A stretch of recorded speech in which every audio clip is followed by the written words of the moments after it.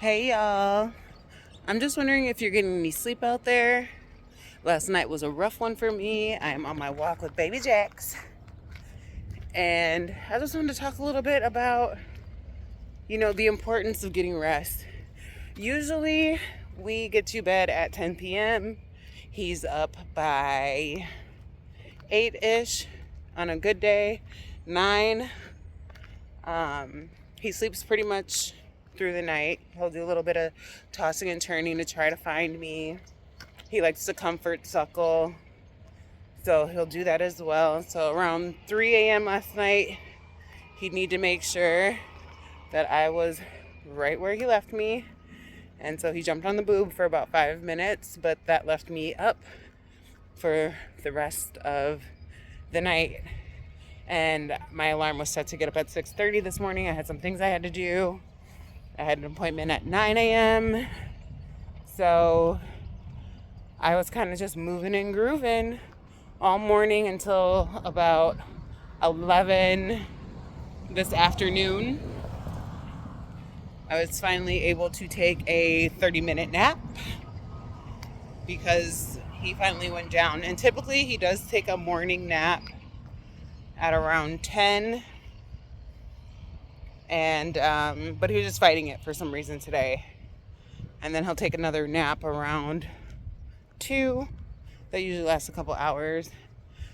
But today I am running on fumes. It has left me irritable. I'm dragging. I'm kind of like not in the mood to do too much today, but I forced myself to go on this little walk so that we could get our exercise in, a little bit of self-care, get him away from all the stimulation, and just explore outside. So that leads me into just how are you getting the rest that you need? I'm a little curious. Let me know if you have any tips and tricks in the comments. Make sure to like this video and subscribe if you're feeling the content. But I want to say, I'm going to go all the way back to the beginning of when he was first born. I had a lot of help the first month of Jax's life. His grandmamas came out to help.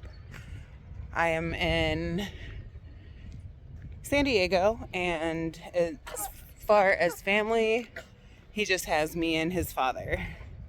So we don't have a lot of help from family, just because we have no family out here, which is fine. You make it work because that's all you can do.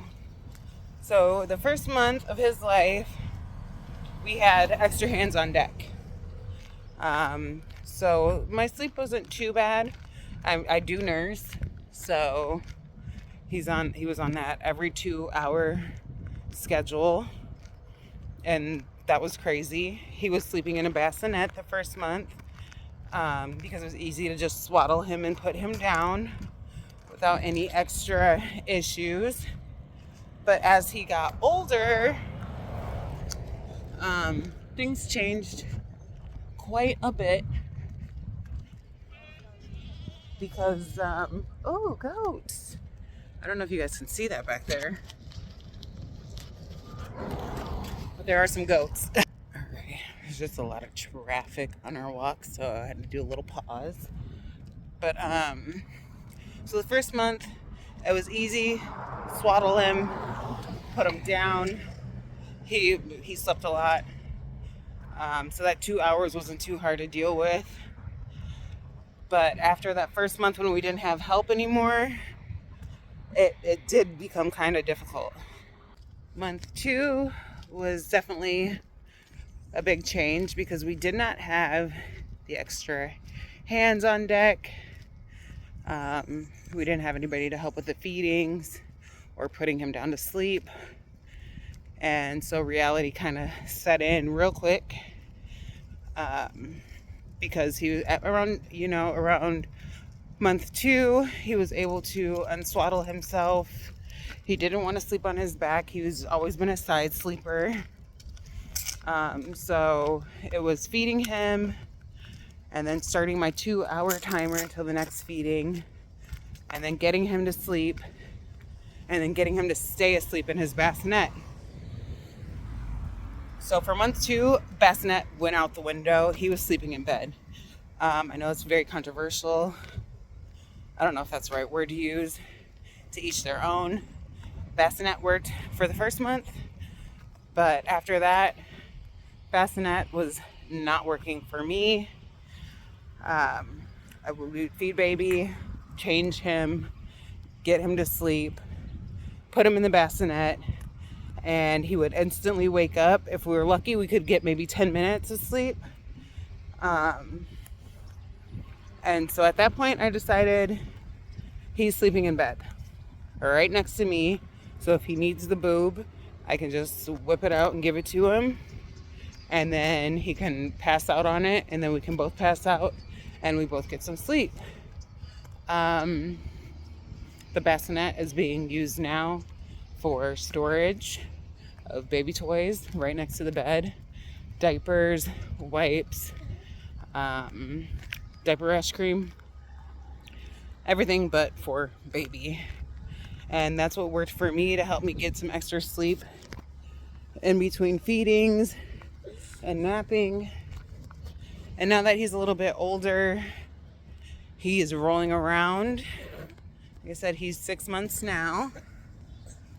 And he just rolls from side to side, takes up all the space that he needs.